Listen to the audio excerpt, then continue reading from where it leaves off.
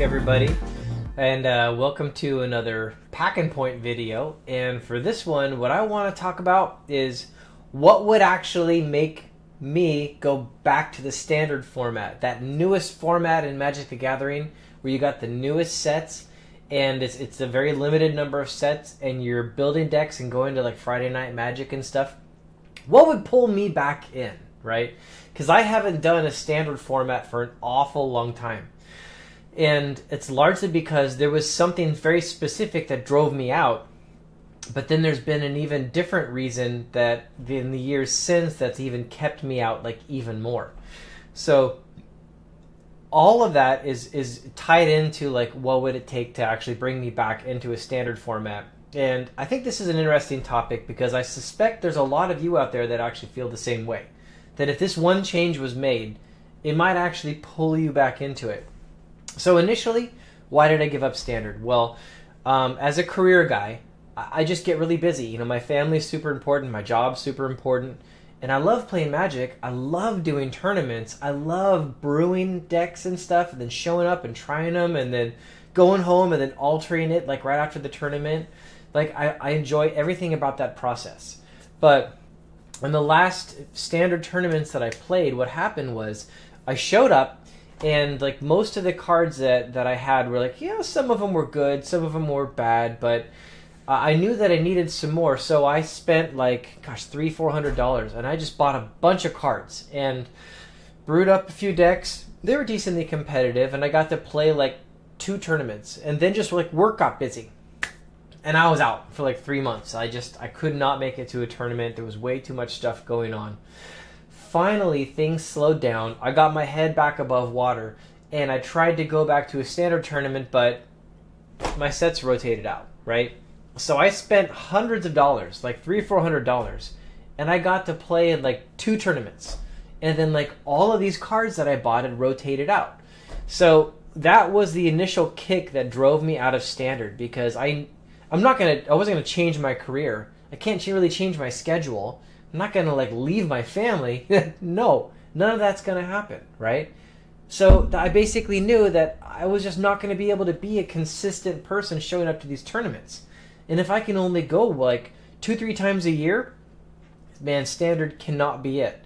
So because Wizards got this really quick rotation on all of the standard cards, I knew that that could not be a format that I was going to play very much. So that's what initially drove me out. And that's what made me start focusing more and more on like the vintage and the legacy, because I just wanted to play an eternal format. And I started doing a lot of EDH. I actually played a lot of Pauper too. I haven't played Pauper for a long time, but that's a fantastic format. I love everything about Pauper, actually.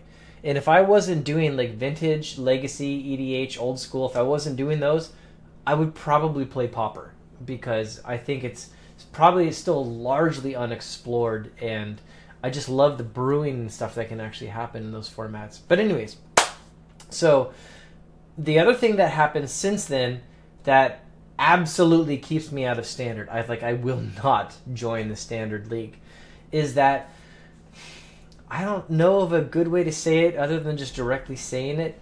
I think Wizards of the Coast did a really bad job designing and balancing the cards in the standard formats for like the last like 4+ years. I mean, they've been terrible.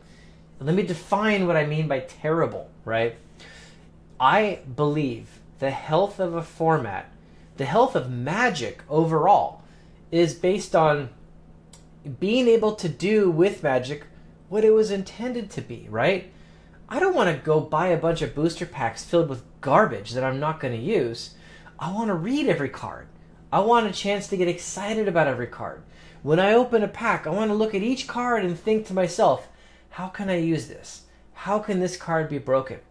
And then I want to actually have the ability to sit down and design a deck and try it out. And then you adjust and you alter it, and you kind of work your way to where you think you've actually got a build that's competitive. And then you go to the tournament, you try it, then you refine it. That entire process for me is what Magic is all about, right? That's Magic. But when you make a modern or a standard format, and there's like 2 decks that are competitive in the entire format, and everything else is just crap, no, That's a huge miss. That's undermining what Magic is completely about for me. That's undermining what it's always been about, right? Why am I going to buy packs and open packs? I might as well just go on eBay and buy all the singles that I need and then go play in a tournament. And likely these days, like everyone else at that tournament, is also doing the same thing. So they're showing up with the one or two top decks, and we're squaring off against each other. Maybe there's a few scrubs that show up and they actually tried to homebrew, snicker, because, they're just going to get beat because they're using decks that are like inferior compared to the ones that are out there. And like everyone, it's like they're all racing to the same cards. I mean, you open up a set, just look at the price guides, guys. Just look at the price guides. You got garbage cards galore, right?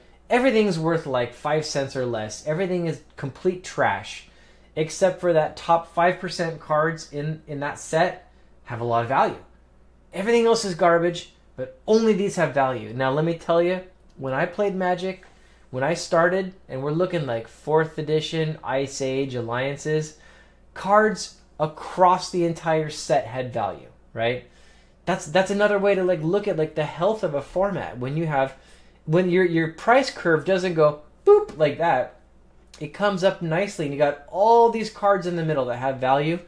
That's what you want. And they had value because they were useful, because you could actually homebrew, decks and try to be competitive and actually do something with it. So that has to change. If I was ever going to come back to standard format, I would have to, and this is just like a personal problem that I've got. I would need to have a time commitment where I knew I could actually be there enough to make use of the cards before they rotated out. I can't really so much put that on Wizards of the Coast because I'm the guy that actually has the life schedule that doesn't really allow it, so I'm not going to fault them for that. But that is still an issue for me. But the second one I absolutely fault them for is producing all these sets where you got like a handful of good cards and everything else is crap. They absolutely deserve to get flogged for that one, and that's got to change. If people are going to want to get back into not just showing up, net decking, and trying to win a tournament, but actually brewing a deck and enjoying the cards and thinking about what your combos would be, get back to what Magic actually was. Well, that's what they would have to have. They would have to have standard sets that are balanced to the point where, I tell you, if there was 30 decks, any one of 30 decks could actually place in the top 8 at a tournament in like a standard format, that would be fantastic. That's exactly what you want. And by the way, that's what I like about old school. Because as much as everyone thinks it's all just Power 9 in the deck, it's actually not, guys. You got decks all over the place that win different tournaments. And that's actually one of the things that I absolutely consider the health of the format.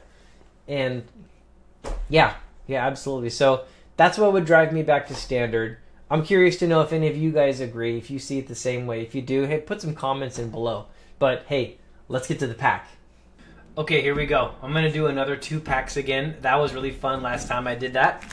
Let's get all the packs on. Let's do the same thing where we get our nifty little EverQuest mat here.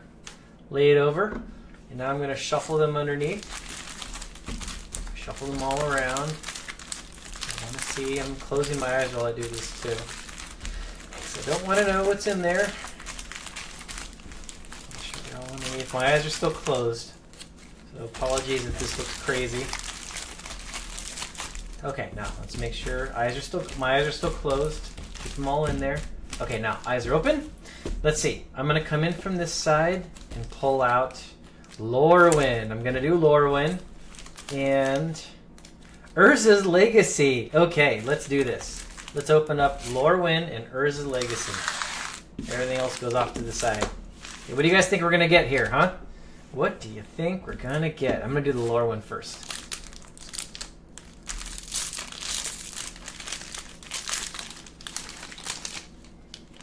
Foot Bottom Feast.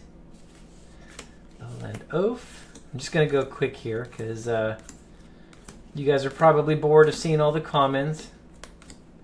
Okay, so Familiar's Ruse, Guardian, Fairy Harbinger, and Nova Chaser.